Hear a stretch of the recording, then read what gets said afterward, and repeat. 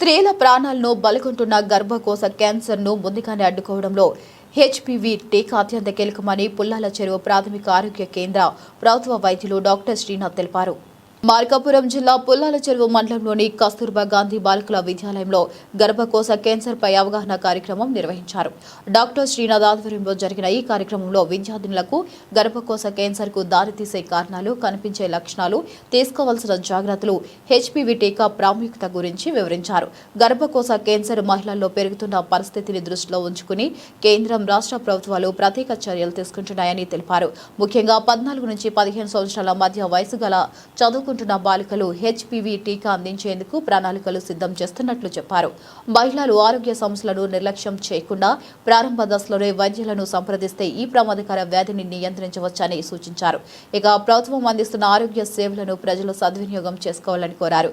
ఈ కార్యక్రమంలో Kasturba Gandhi Vidyalayam principal Lilly Prakash Vani, health supervisor Sambasivarao, CHO Abdul Jaleel, health assistant Syed Abdulla, M Venkateswarlu, ANM Mary, Asha వర్కర్లు సరస్వతి, సరోజినీబాయి, పాఠశాల ఉపాధ్యాయులు, ఆరోగ్య సిబ్బంది, విద్యార్థినులు పాల్గొన్నారు.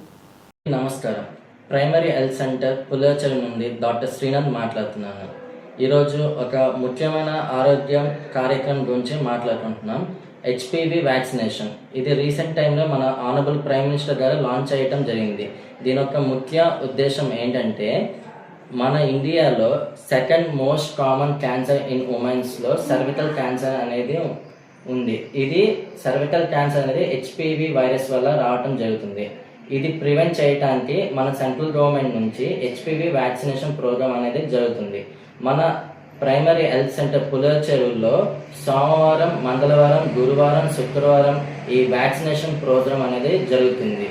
కనుక ఈ యొక్క ప్రోగ్రామ్ అనేది అందరూ ఎవరైతే 14 సంవత్సరాలు దాటిన పిల్లల నుండి 15 సంవత్సరాలు దాటి లోపల ఉన్న పిల్లల వరకు ఈ vaccination single dose HPV vaccination అనేది ఇవ్వటం జరుగుతుంది. కనుక ఈ యొక్క హెచ్పివి వ్యాక్సినేషన్ అనేది అందరూ యూటిలైజ్ చేసుకొని ఈ ప్రోగ్రామ్ సక్సెస్ఫుల్గా జరగాలని కోరుకుంటూ సెలవు తీసుకుంటున్నాను. Thank you.